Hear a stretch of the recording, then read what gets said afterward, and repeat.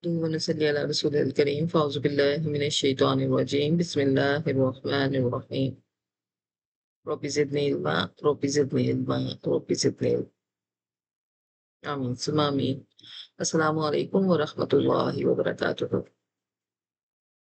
دو زبر دو زیر دو پیش کو تنوین کہتے ہیں، اور تنوین کو جب ہم پڑھتے ہیں تو اس میں ہم غنہ کرتے ہیں۔ غنہ ناک میں آواز چھپانے کا نام ہے۔ ناک میں آواز چھپانے کی وجہ سے آخر میں نون ساکن کا ساؤنڈ بنتا ہے اس غنے میں، جیسے ہم پڑھتے ہیں با دو زبر بن۔ تو اب ہم جب ناک میں آواز کو چھپا رہے ہیں تو آٹومیٹکلی اس میں نون ساکن کا ساؤنڈ ایڈ ہو رہا ہے، بن، بن۔ تو نون ساکن کے ساؤنڈ سے بہت ملتا جلتا ساؤنڈ تنوین کا ساؤنڈ ہے، اور اس میں ہم ناک میں نون کی آواز کو چھپاتے ہیں۔ اور قرآن پاک میں تنوین اور نون ساکن بار بار آتا ہے، تو اس کے رولز بھی سیم رکھے گئے ہیں تنوین اور نون ساکن کو سمجھنے کے لیے کہ آیا ان پر غنہ ہوگا یا نہیں ہوگا۔ قرآن پاک ہمارے سامنے 4 رولز کو واضح کرتا ہے۔ پہلا رول ہے اظہار، دوسرا رول ہے ادغام، تیسرا رول ہے اقلاب، اور چوتھا رول ہے اخفا۔ اظہار ہم اپنے پچھلے لیکچر میں پڑھ چکے ہیں۔ تنوین کے احکام میں رول نمبر 1 اظہار۔ اظہار کا مطلب ہوتا ہے صاف پڑھنا، یعنی نون ساکن اور تنوین کے بعد اگر 6 حروف ہلکی حمزہ ہا، عین ہا، غین خا آ جاتے ہیں تو ہم وہاں پر نون کو ظاہر کر کر جلدی سے پڑھتے ہیں، بغیر غنہ کیے اور بغیر اسکپ کیے۔ آج ہمارا موضوع رول نمبر 2 ادغام ہے۔ ادغام کہتے ہیں ملانے کو۔ ایک چیز کو جب دوسری چیز میں داخل کیا جاتا ہے تو اسے ادغام کہا جاتا ہے، یعنی تنوین یا نون ساکن کو اگلے حرف میں اس طرح ملانا کہ دوسرے حرف پر مشدد آ جائے۔ یہی وجہ ہے کہ تنوین اور نون ساکن کے بعد جب یہ سلیکٹڈ حرف 6 حرف آتے ہیں تو یہ تشدید ہی کی حالت میں آتے ہیں، اور پورے قرآن میں اگر آپ اس کو ڈھونڈیں گی بھی تو یہ تشدید میں ہی ملتے ہیں۔ یہ تشدید دراصل ادغام کی تشدید ہے، یہ ان حروف کی اپنی اصل تشدید نہیں کہلاتی۔ اب ادغام کہاں ہوگا؟ ادغام کے لیے ہمارے پاس جو علماء تجوید نے ورڈز ہمارے لیے سلیکٹ کیے ہیں وہ 6 حروف ہیں، یا، را، میم، لام، واو، نون۔ یعنی تنوین اور نون ساکن کے بعد جب یہ 6 حروف میں سے کوئی حرف آ جاتا ہے تو وہاں پر پھر ہم ادغام کرتے ہیں۔ ہم تنوین اور نون ساکن کو ان حروف کے اندر مرج کرتے ہیں، ملاتے ہیں۔ کون کون سے یہ حروف ہیں؟ یا، را، میم، لام، واو، نون۔ اور آسانی کے لیے ہم اسے ایک ورڈ بنا لیتے ہیں، یرملون۔ تو تنوین اور نون ساکن کے بعد جب حروف یرملون میں سے کوئی حرف آ جاتا ہے تو وہاں پر ہم ادغام کرتے ہیں، یعنی ہم تنوین اور نون ساکن کو ملاتے ہیں۔ اب ایک اور سوال یہ پیدا ہوتا ہے، کیا یہ ملانا غنے کے ساتھ ہوگا، یعنی ہم ناک میں اس کے ساؤنڈز کو روکیں گے، یا بغیر غنے کے ہوگا؟ تو بالکل اس طرح ادغام کی 2 قسمیں بن رہی ہیں یہاں پر۔ ایک ہے ادغام مع الغنہ اور دوسرا ہے ادغام بلا غنہ۔ مع الغنہ یعنی ود غنہ، جب ہم ملائیں تنوین اور نون ساکن کے ساتھ تو پھر ہم غنہ کرتے ہوئے ملائیں گے۔ وہ جو کنیکشن ساؤنڈ جو بنے گا اس کنیکشن ساؤنڈ کو ہم 1 فنگر تک اپنے ناک میں روکتے ہیں، 1 انگلی کی مقدار یہ غنہ ہوتا ہے، تو اس کو کہا جاتا ہے ادغام مع الغنہ۔ اور دوسری قسم ادغام بلا غنہ کی ہے، یعنی وداؤٹ غنہ۔ یہ تنوین اور نون ساکن کے بعد جب یہ 2 حروف آ جاتے ہیں تو ہم تنوین اور نون ساکن کو ان حروف سے ملاتے ہیں لیکن بغیر غننے کے، اور اکثر اس کے پڑھنے میں نون اسکپ بھی ہو جاتا ہے۔ تو ہم نے یہاں پر غنہ نہیں کرنا، ہم نے بالکل آواز کو روکنا نہیں ہے ناک میں، بلکہ ہم نے جلدی سے پڑھ کر آگے گزر جانا ہے۔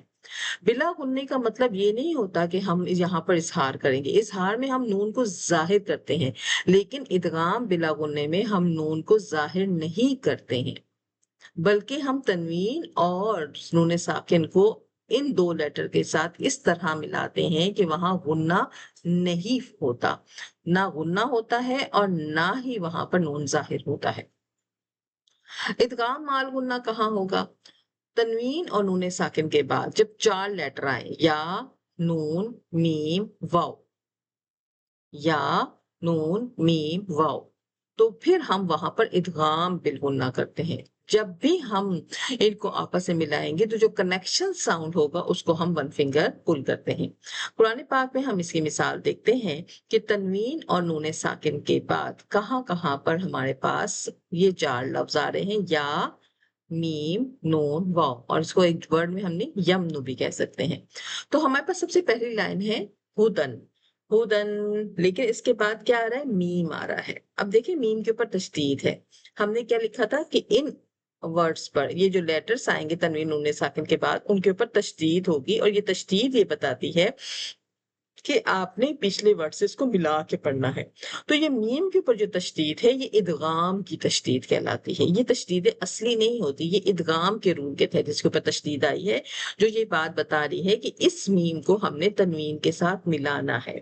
اب چونکہ یہ اس گروپ سے ہے جس میں ہم نے غنہ کرتے ہیں، ادغام مع الغنہ یا ادغام وت غنہ، تو ہم پھر دال دو زبر اس تنوین کو جب میم سے ملائیں گے تو جو کنیکشن ساؤنڈ بنے گا اسے ہم ون فنگر تک پل کریں گے، جیسے ہدمر، ہدمر۔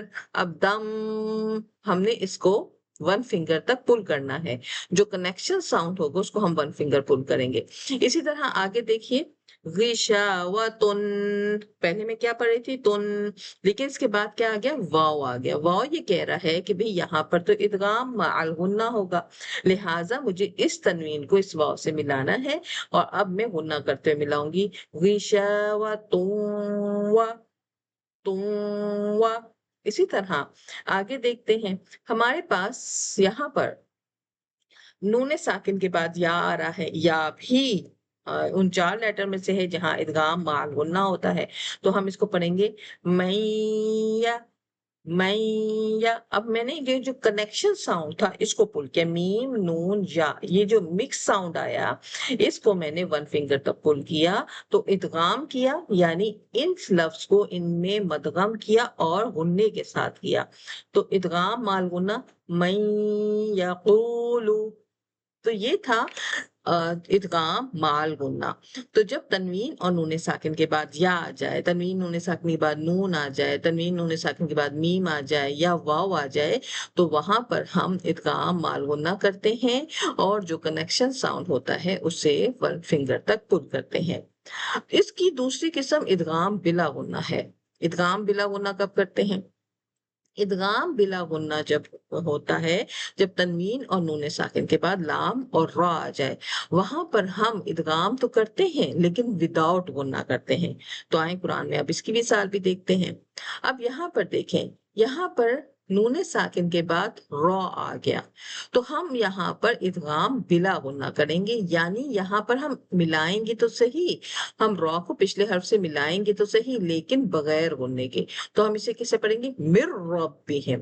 اب اس میں نون کو ہم نے ظاہر نہیں کیا، اظہار بھی نہیں ہوا اور غنہ بھی نہیں ہوگا، بلکہ ہمارا نون چھپ جاتا ہے اس ادغام میں، مر ربہم۔ اور اسی طرح نون ساکن اور تنوین کے بعد جب لام آ جاتا ہے پھر بھی وہاں پر ادغام جو ہے بلا غنہ ہوتا ہے، وداؤٹ غنہ۔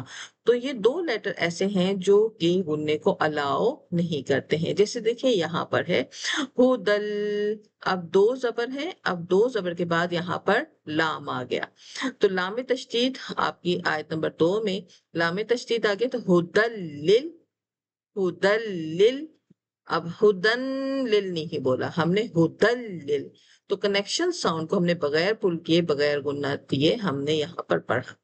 تو ادغام مال غنہ اور ادغام وداؤٹ غنہ، یہ ادغام کی 2 مثالیں ہیں۔ ادغام کا مطلب ہوتا ہے ملانا، ادغام کے بعد جب 6 حروف آ جاتے ہیں تو ہم وہاں پر ادغام کرتے ہیں، یا، را، میم، لام، واو، نون، اور ان 6 کو ہم نے 2 سیکشن میں ڈیوائیڈ کیا، یہ اس کی 2 پارٹیاں بنا دی۔ ایک پارٹی ادغام بلا غنہ کی تھی، دوسری پارٹی ادغام مال غنہ کی تھی۔ ادغام بلا غنہ جب نون ساکن تنوین کے بعد لام اور را آتا ہے تو وہاں پہ ہم غنے کے بغیر ادغام کرتے ہیں، اور ادغام مال غنہ میں جب تنوین نون ساکن کے بعد یا، نون، میم، واو آ جاتا ہے تو وہاں پر ہم ادغام کے ساتھ، غنے کے ساتھ وہاں پر ادغام کیا جاتا ہے، اور اس کو ہم نے قرآن پاک میں مثالوں کے ذریعے بھی پڑھا۔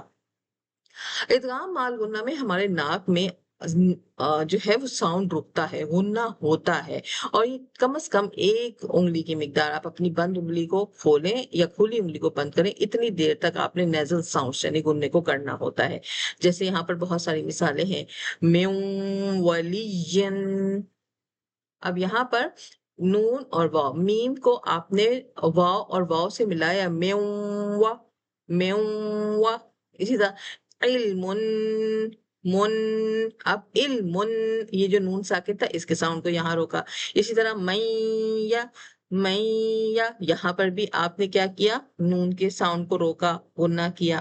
لیکن بلا غنہ میں یہ ہوتا ہے کہ جب لام اور را آتا ہے تو یہ غنے کو نہیں الاؤ کرتے ہیں، اور ہماری کوشش ہوتی ہے کہ ہم نون کو بغیر ظاہر کیے جلدی سے پڑھ جائیں، یعنی ہدلل غفور.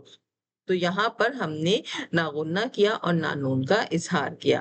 تو یہاں پر ہمارے ادغام بالغنہ، ہمارے ادغام کی جو آج کا ٹاپک تھا یہ مکمل ہوا، اور امید کرتے ہیں آپ کی سمجھ میں بہت اچھے سے آیا ہوگا. ادغام کا مطلب ملانا ہوتا ہے، اور ادغام کی دو قسمیں ہیں، ادغام بالغنہ، ادغام بلا غنہ. اسے ادغام مع الغنہ اور ادغام بلا غنہ بھی کہا جاتا ہے، ادغام ود غنہ، ادغام وداؤٹ غنہ بھی کہا جاتا ہے. یہ حروف یرملون کے ساتھ خاص ہے. تو حروف یرملون جہاں بھی آپ یہ لفظ سنیں گے وہاں ادغام ہی ہوگا. اور یہ بات یاد رکھنا بہت آسان ہو گئی کہ ان 6 حروف میں سے 4 جو یمون ہیں ان پر ہمارا ادغام بالغنہ ہوتا ہے، اور جو 2 لفظ ہیں لام اور را، یہ غننے کو پر اجازت نہیں دیتے.